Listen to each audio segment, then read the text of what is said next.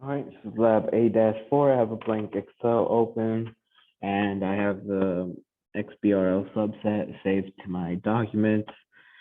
And so what we want to do is go to data first, get external data from, okay, I'm not working up, working, data, maybe now. Okay, there we go.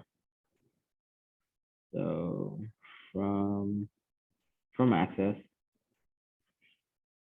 so let me find my file, there we go.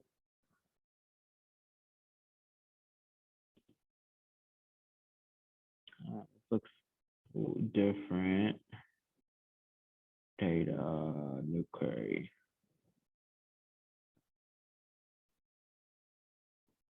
I'm gonna try to do it like this. Hopefully it's just because of the difference in Excel that my video looks different or my screen looks different. But we want entity and filing. Okay. Yeah, this is probably not what we want. Okay, cancel. I think I'm supposed to go here. So from access database, yeah, that should be it. So documents, whoa, where we at? Live data sets. Oh, import.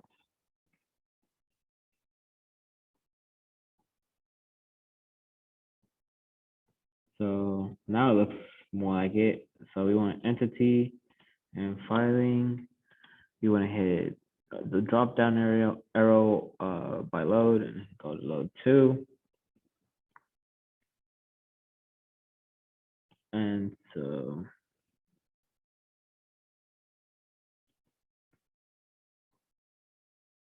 we want a pivot table.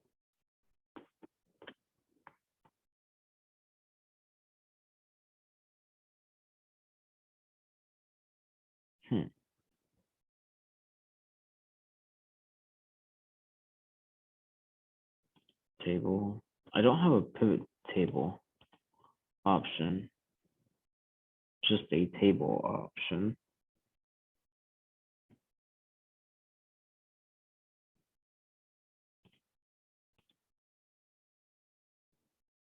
All right, so I went back and did it the first way. I was doing it through get external data, and I did have this pivot table report option. And so this is the screen. This looks more like the screen that we want.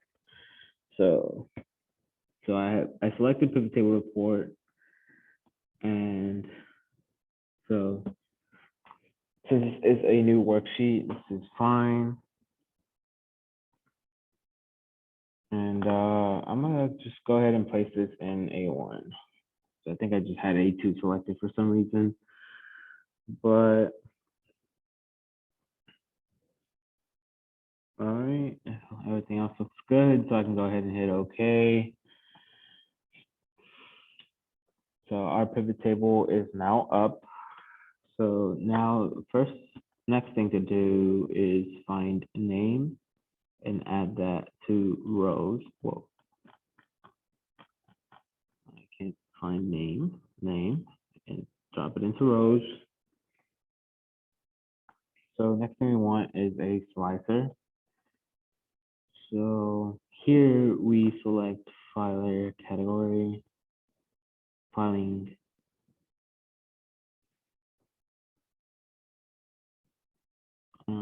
Filer category. Oh, it's right there. Third one.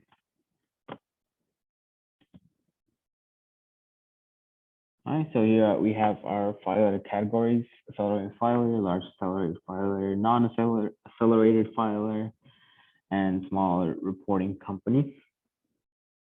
And so by selecting these slicers, it adjusts our data.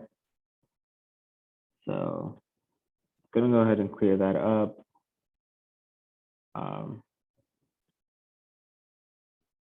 All right, so the next step is to basically do what we did at the beginning, and that is to import the same Access database. So I think I have to select off of this, get external data from Access, find the one we need, the lab data set,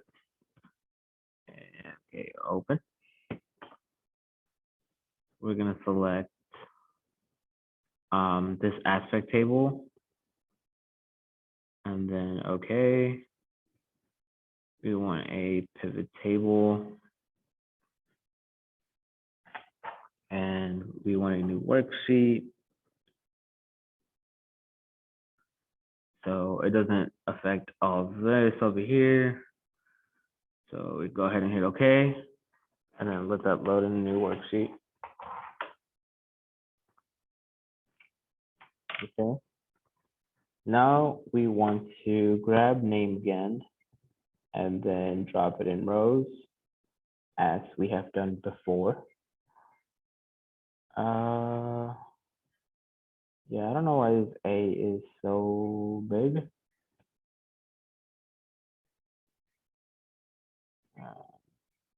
Okay, well.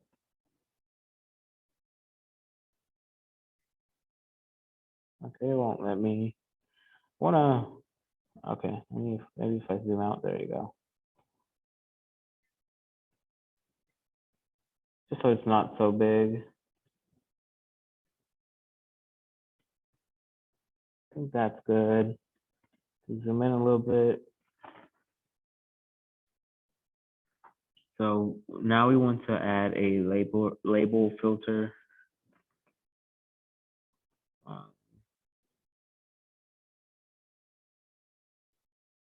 And we have to click on contains. And here we type in cache. And hit OK. And these are our results. And you can see each of these rows have cache within the name. So the filter did work correctly.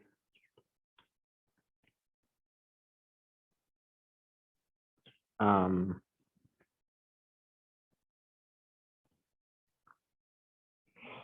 right, so we see that this filter pulled everything and anything with cache within its name. And so we want to narrow this down. I'm gonna head over to my filter, label filter, and we want to select begins with.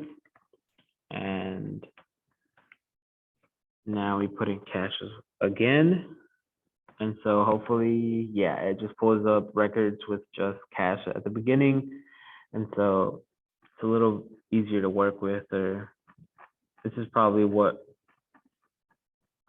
more of what we want.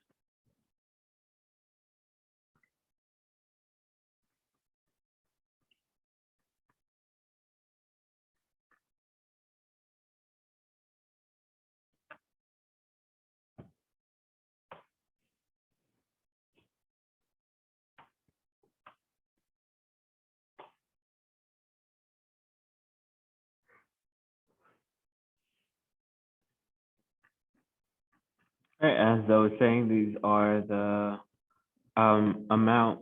these are the total amount of records to start with the word cache.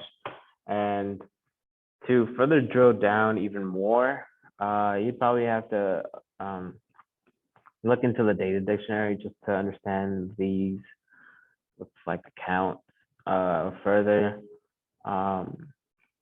That would be my recommendation. But yeah, that is lab 8-4.